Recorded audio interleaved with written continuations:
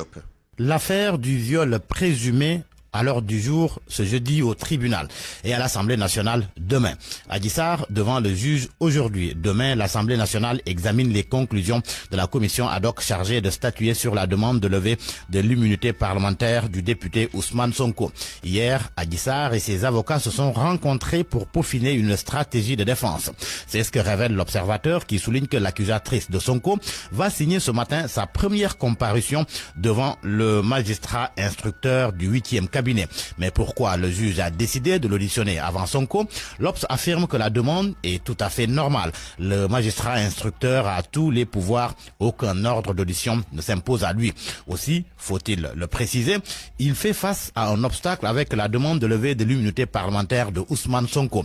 Le sujet sera d'ailleurs à l'ordre du jour demain à l'Assemblée nationale. Les députés sont convoqués en séance plénière. Vont-ils acter la levée de l'immunité parlementaire du leader de PASTEF? Tribune et Le Quotidien sont affirmatifs. Selon le journal Tribune, l'Assemblée livre Sonko au juge demain. Sonko dévêtu demain, soupire Le Quotidien.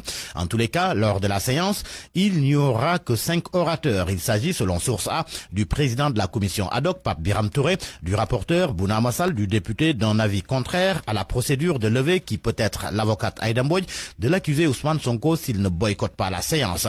Parallèlement, ajoute mon confrère, le représentant du gouvernement va prendre également la parole. Toutefois, 2 parlementaires de l'opposition auront la possibilité de jouer aux troubles faits lors de cette plénière dont la date a été retenue hier lors de la réunion de la conférence des présidents. Les Échos rendent compte de cette réunion et nous apprend que les échanges entre Serigne Cheikh Mbacké Dolly et Abdoulaye Makhtar Diop ont été houleux. Demain, la journée risque d'être très chaude partout au Sénégal. Et pour cause, là souligne que depuis le début de l'affaire, les militants de PASTEF sont sur le pied de guerre. Et depuis quelques jours, Sonko et ses militants ne cessent de multiplier les appels à la résistance pour sauver leur projet politique de la dictature, disent-ils, de Macky Sall.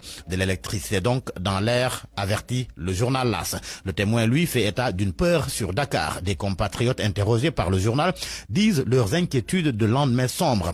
Le Témoin qui informe par ailleurs que Clédor Sène, Assane Diouf et Guy Marius Sagna ont fait l'objet hier d'un retour de parquet. Ils font partie des nombreux militants et sympathisants de PASTEF arrêtés après le déclenchement de l'affaire Sonko-Adji Sarr.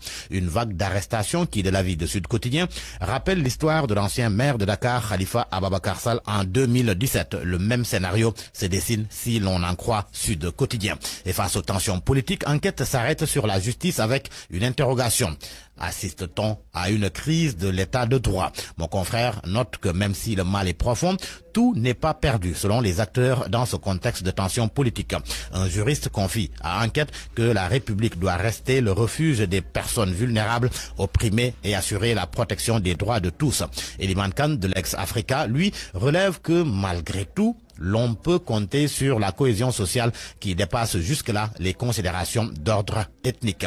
La santé à présent avec la campagne de vaccination contre le Covid-19 qui a démarré mardi. Vox Populi nous apprend que c'est à peu près 800 000 personnes qui seront vaccinées dans la région de Dakar d'ici 2022. Chiffre fourni par le gouverneur de Dakar à l'occasion du démarrage officiel hier de la campagne de vaccination dans la région. Sur 3 380 355 Dakarois, la campagne cible 784 520 à vacciner. L'opération débute avec une cible de 20 000 personnes. Une deuxième vague de 120 000 personnes va suivre. Vox Populi indique aussi que le président Macky Sall va se faire vacciner cet après-midi à 16h au Palais.